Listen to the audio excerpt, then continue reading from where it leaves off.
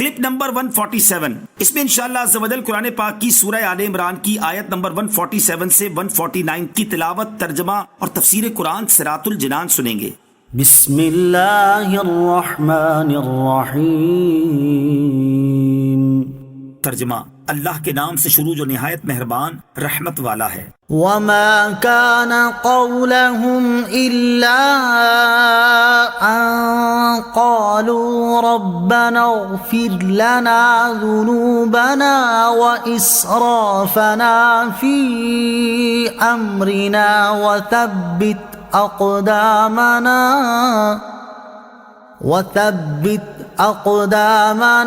وانصرنا على القوم الكافرين۔ ترجمہ، اور وہ اپنی اس دعا کے سوا کچھ بھی نہ کہتے تھے کہ اے ہمارے رب، ہمارے گناہوں کو اور ہمارے معاملے میں جو ہم سے زیادتیاں ہوئیں انہیں بخش دے اور ہمیں ثابت قدمی عطا فرما اور کافر قوم کے مقابلے میں ہماری مدد فرما۔ وما كان قولهم إلا أن قالوا ربنا، اور وہ اپنی اس دعا کے سوا کچھ بھی نہ کہتے تھے کہ اے ہمارے رب، یعنی رسولوں کے ساتھی تکالیف پر بے صبری نہ دکھاتے اور دین کی حمایت اور جنگ کے مقامات میں ان کی زبان پر کوئی ایسا کلمہ نہ آتا جس میں گھبراہٹ، پریشانی اور تزلزل یعنی ڈگمگانے کا شائبہ بھی ہوتا، بلکہ وہ ثابت قدم رہتے اور مغفرت، ثابت قدمی اور فتح و نصرت کی دعا کرتے۔ انبیاء کرام علیہ الصلوۃ والسلام کے صحابہ کی جو دعا بیان کی گئی ہے اس میں انہوں نے اپنے آپ کو گناہگار کہا ہے۔ یہ عاجزی، انکساری اور بارگاہ الہی عز و جل کے آداب میں سے ہے،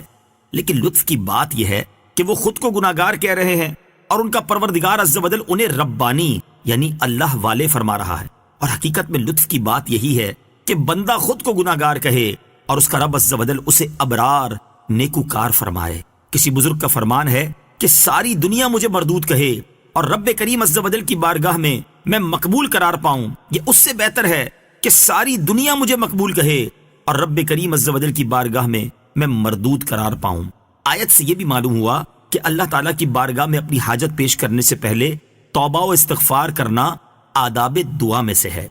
فآتاهم الله ثواب الدنيا وحسن ثواب الآخرة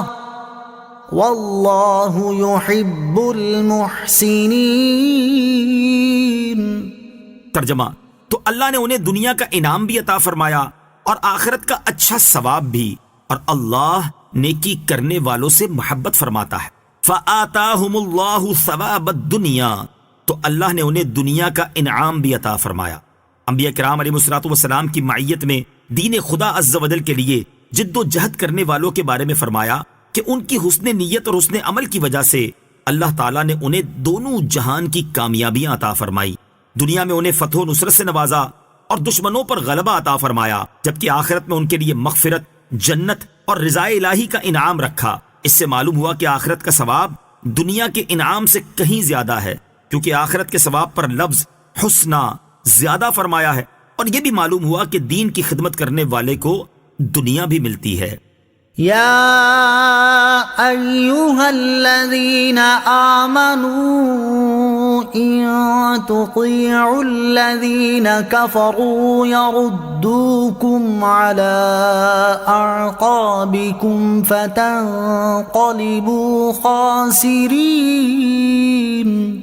ترجمہ، اے ایمان والو، اگر تم کافروں کے کہنے پر چلے تو وہ تمہیں الٹے پاؤں پھیر دیں گے، پھر تم نقصان اٹھا کر پلٹو گے۔ ان تطیعوا الذین کفروا، اگر تم کافروں کی اطاعت کرو گے۔ تفسیر، یہاں مسلمانوں کو بہت واضح الفاظ میں سمجھایا گیا ہے کہ اگر تم کافروں کے کہنے پر چلو گے یا ان کے پیچھے چلو گے، خواہ وہ یہودی ہو یا عیسائی یا منافق یا مشرک، جس کے کہنے پر بھی چلو گے وہ تمہیں کفر، بے دینی، بد عملی اور اللہ تعالیٰ کی نافرمانی کی طرف ہی لے کر جائیں گے، اور اس کا نتیجہ یہ نکلے گا کہ تم آخرت کے ساتھ ساتھ اپنی دنیا بھی تباہ کر بیٹھو گے۔ کتنے واضح اور کھلے الفاظ میں فرما دیا کہ کافروں سے ہدایات لے کر چلو گے تو وہ تمہاری دنیا و آخرت تباہ کر دیں گے، اور آج تک کا ساری دنیا میں مشاہدہ بھی یہی ہے۔ لیکن حیرت ہے کہ ہم پھر بھی اپنا نظام چلانے میں، اپنے کردار میں، اپنے کلچر میں، اپنے گھریلو معاملات میں، اپنے کاروبار میں ہر جگہ کافروں کے کہنے پر اور ان کے طریقے پر ہی چل رہے ہیں، جس سے ہمارا رب کریم عز و جل ہمیں